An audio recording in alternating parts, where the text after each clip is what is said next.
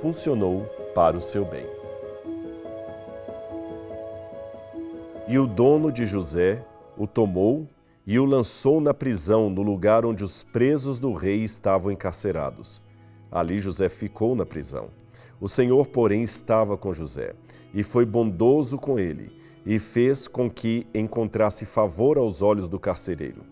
Este confiou às mãos de José todos os presos que estavam no cárcere, e José fazia tudo o que devia fazer ali. Tudo deu certo.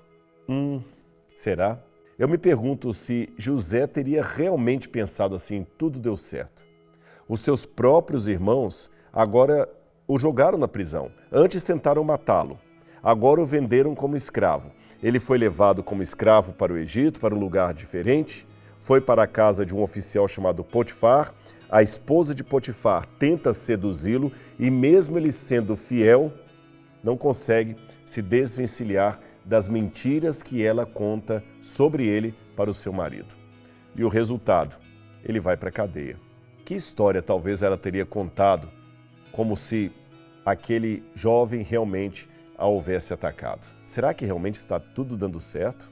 Parece que não. As provações pelas quais José estava passando ainda não terminaram. Ele ainda passaria mais algum tempo na prisão, novamente caluniado, mesmo sendo fiel e honesto. E Deus lhe dá interpretações de sonhos. A princípio, sonhos de 2 oficiais do faraó que, como ele, estavam também no cárcere. E ele pensa que agora ele até seria libertado. Porém, isto não aconteceu senão apenas 2 anos depois. Nós sabemos pela leitura da Bíblia como termina a história de José, mas ele não o fez, pelo menos não ainda. Então a questão é como José reagiu quando não tinha ainda a informação final de como terminaria a sua história. Será que ele ficou confuso? Ele se agitou e reclamou? Ficou com raiva de Deus? Virou as costas para Deus? Será que ele perdeu a fé e desistiu? Eu creio que não. José aproveitou muito bem o tempo para se tornar ainda mais firme em sua fé, apesar das provações. Ele aproveitou o tempo para aprender a orar em circunstâncias sombrias e para confiar ainda mais quando praticamente não havia esperança. José usou as suas provações para crescer na fé.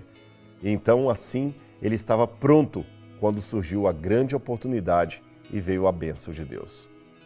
José era o segundo agora no comando de toda a terra do Egito.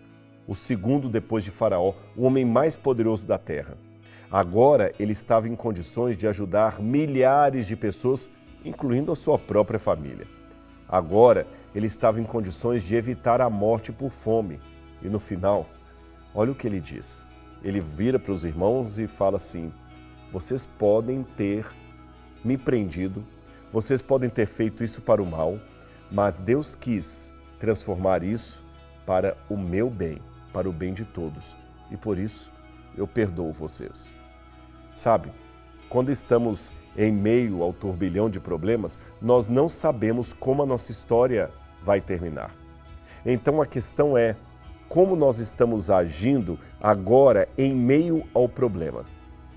Enquanto as coisas estão difíceis, enquanto tudo está confuso, será que nós estamos confiantes como José ou agitados e reclamando com raiva, querendo dar as costas a Deus? Pense nisso e aprenda uma lição da história desse patriarca. Quando alguém joga você no buraco, não se preocupe, a caravana de Deus está a caminho. E mesmo que ela leve você para ser escravo no Egito e não para o conforto da casa de sua mãe, ainda assim, na sua providência, Deus está cuidando de cada detalhe. Espere, confie. Alguém disse que a história só acaba quando termina. E por mais redundante que pareça, essa é uma grande verdade. A sua história ainda não terminou. E na última página dela está uma vitória ao lado do nosso Deus.